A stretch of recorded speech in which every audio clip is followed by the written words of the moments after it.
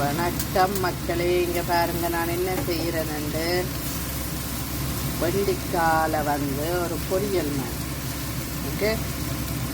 அதுக்கு 2-3 பீன்ஸ் உங்களோட அம்மா வெட்டிட்டா அதோட அதையும் போட்டு முதல் கொஞ்சம் அரைச்சிட்டு அதுக்கப்புறம் வெண்டிக்காயை போட்டா நான் வெண்டிக்காய் வலுவலண்டு இருக்கும் சரியோ. அப்பேக்க நீங்கள் என்ன செய்யணும், வதக்க முதலே ஒரு பாதி தேசிக்காயை வெட்டி புளிஞ்சு அதுக்குள்ள போட்டு அதையும் சேர்த்து வதக்கினீங்கன்னா அந்த வலுவலப்பு விடுபட்டுரும்.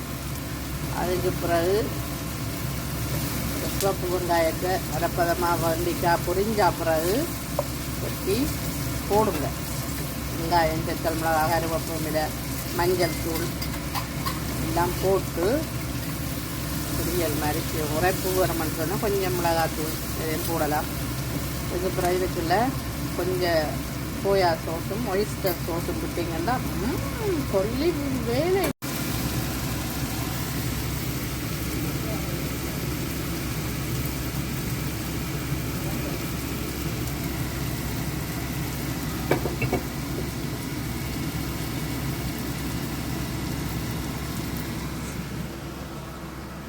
கொஞ்சம் விதத்தை விட்டீங்கன்னா இவருக்கு மசாலையாக வச்சு பார்க்கலாம்.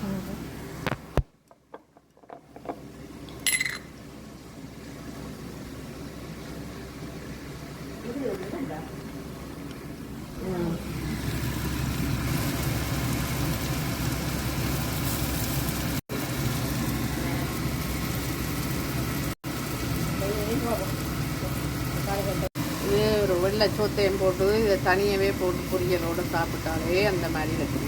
பார்த்தீங்களா, நல்லா வந்திருக்கு. என்னம்மா சாப்பிட ரெடியா? ரெடி அவ்வளோ இருந்தானா? நம்மளோட சட்டையை பார்த்தீங்களா ஸ்டைலாக நிற்கிறான். சைடில் நிற்கிறேன்.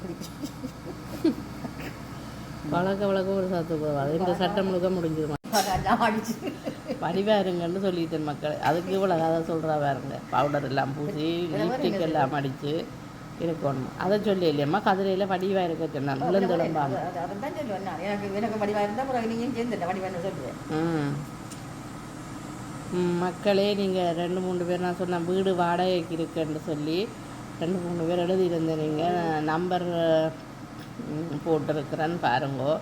சரி, இதே உங்களுக்கு வீடு ரெண்டுக்கு தேவை எதுன்னு சொன்னால் எனக்கு மெசேஜ் பண்ணுங்கள். நிறைய வீடுகள் குறைவான விலையில் இருக்குது. பிரம்டனில் எஜெக்ஸில் ஒரு ரூம் 1 பெட்ரூம் இருக்குது.